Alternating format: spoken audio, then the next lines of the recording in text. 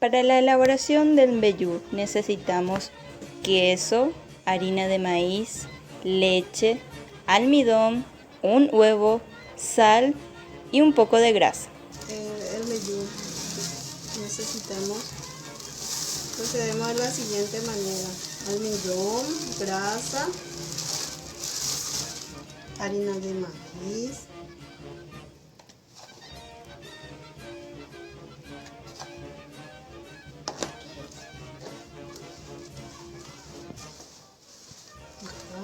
estamos mezclando para el mbejú. Tenemos acá el almidón con la grasa y la harina de maíz. Vamos a poner el queso.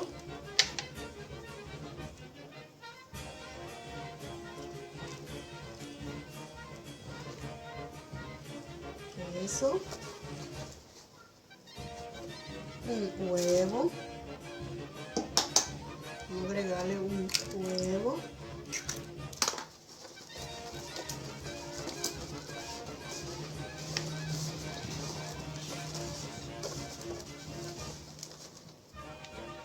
el queso,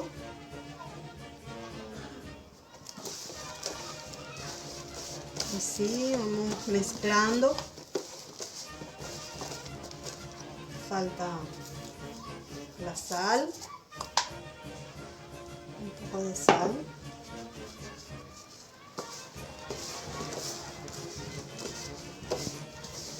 vamos mezclando.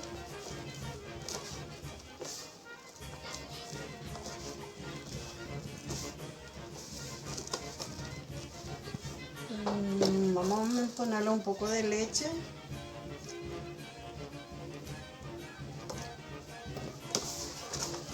Vamos a mezclar.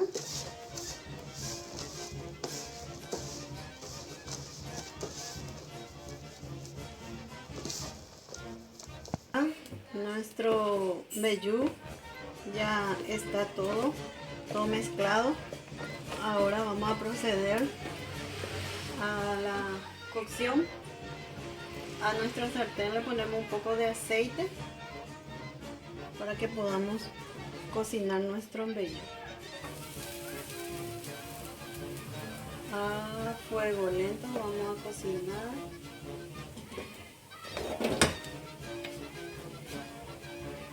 Así.